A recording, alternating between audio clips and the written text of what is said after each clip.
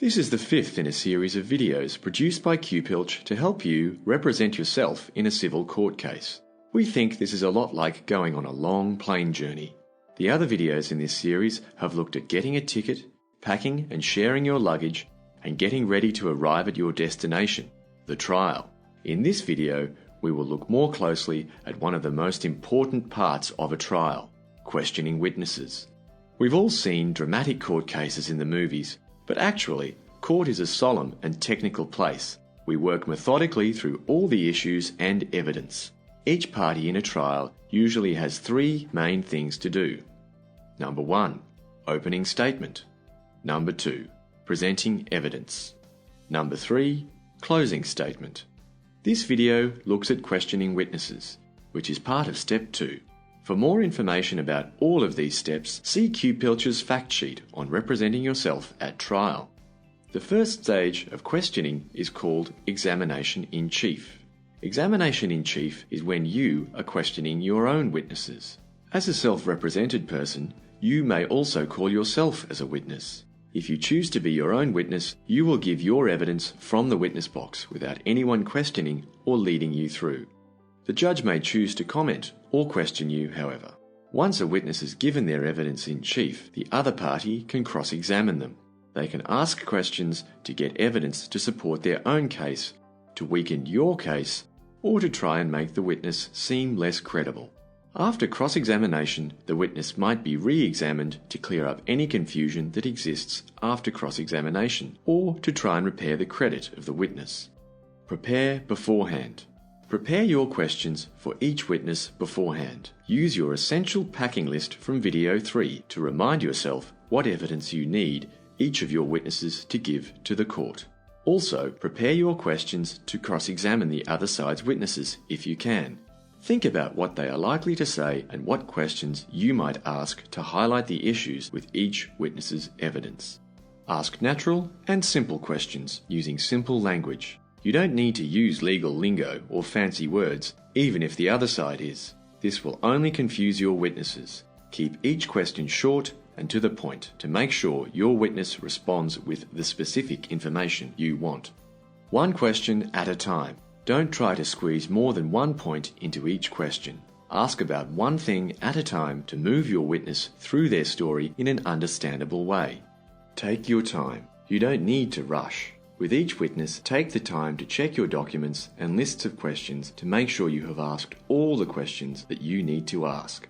The court will usually be reluctant to allow a witness to be brought back for a second round of questioning, so make sure you get all the evidence you need from each witness. There are also specific legal rules that need to be followed when questioning a witness, which can change depending on whether or not you are questioning your own witness or a witness called by the other party. We'll consider 3 of these rules and see how they work in practice. Welcome to another episode of Questioning Witnesses.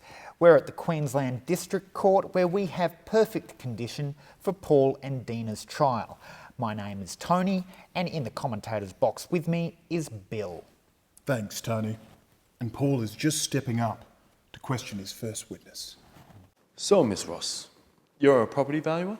Yes, I am. And you've been registered with the Valuers Registration Board of Queensland for 10 years, is that right? Yes, that's right. I was registered in 2005.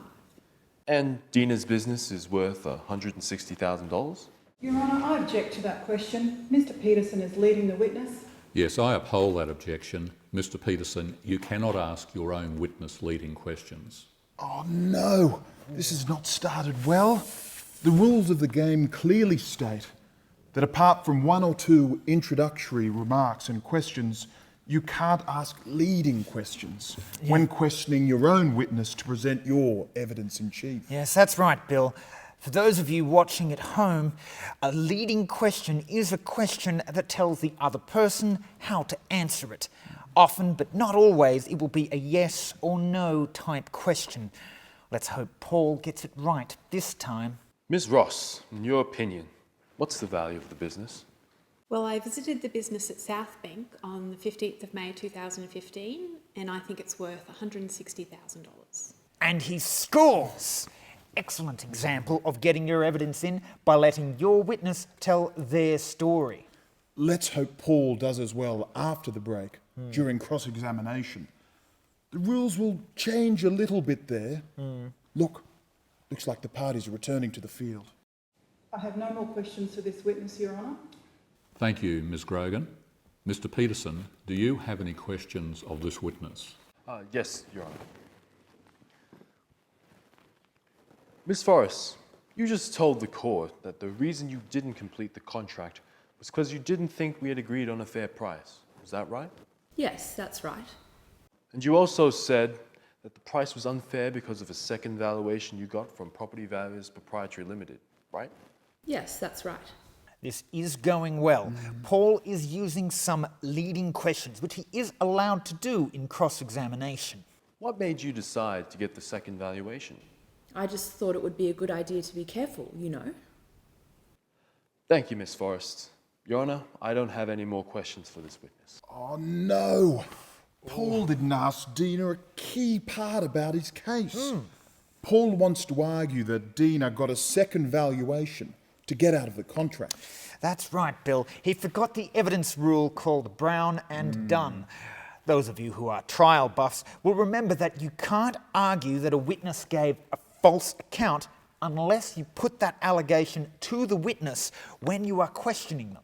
Now Paul can't ask the court to decide that Dina got that second valuation for a different reason. Do you know the history of this rule, Tony? Brown and Dunn is the name of a court case. Yes, in that case, the court made the rules so that each party gets a fair hearing. You must be given a chance to respond to any allegations that are being made against you. Paul should have done that differently. Imagine if Paul could rewind. Miss Forrest, you just told the court that the reason you didn't complete the contract was because you didn't think that we had agreed on a fair price. Is that right? Yes, that's right. And you said that the price was unfair because of a second valuation you got from Property Valuers Proprietary Limited, right? Yes, that's right. I put it to you that you only organised for the second valuation because Mr. John Hammond had offered to pay you $15,000 more for your business than I had. No, that's not correct. Yes, that's how you do it. He got those points in beautifully. Now he'll be able to argue those points later on. But wait, Paul has got a bit aggro. Stop telling lies and admit it. You gave Property Valuers Proprietary Limited dodgy paperwork to get a higher valuation. I have to object to the way Mr Peterson is questioning the witness, Your Honour. Yes, Ms Grogan, upheld. Mr Peterson, you will address the witness with respect and courtesy. Not a good strategy there by Paul.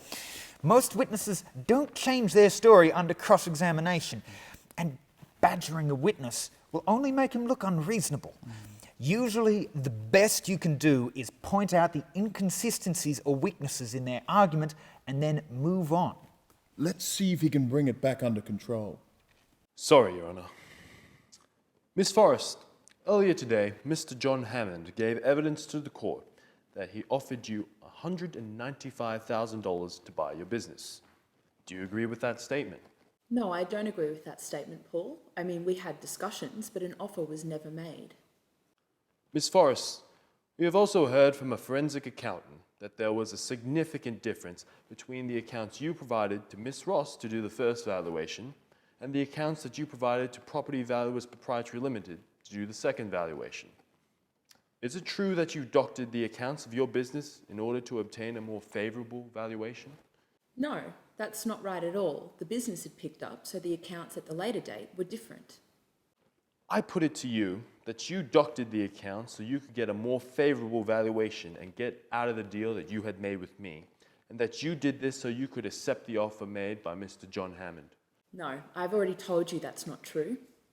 Your Honour, I don't have any more questions for this witness. Nicely done. We hope these videos have given you some general guidance about the process in which you are now engaged.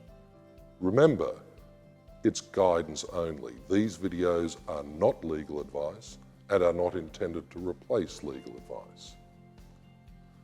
Court proceedings can be complicated and daunting.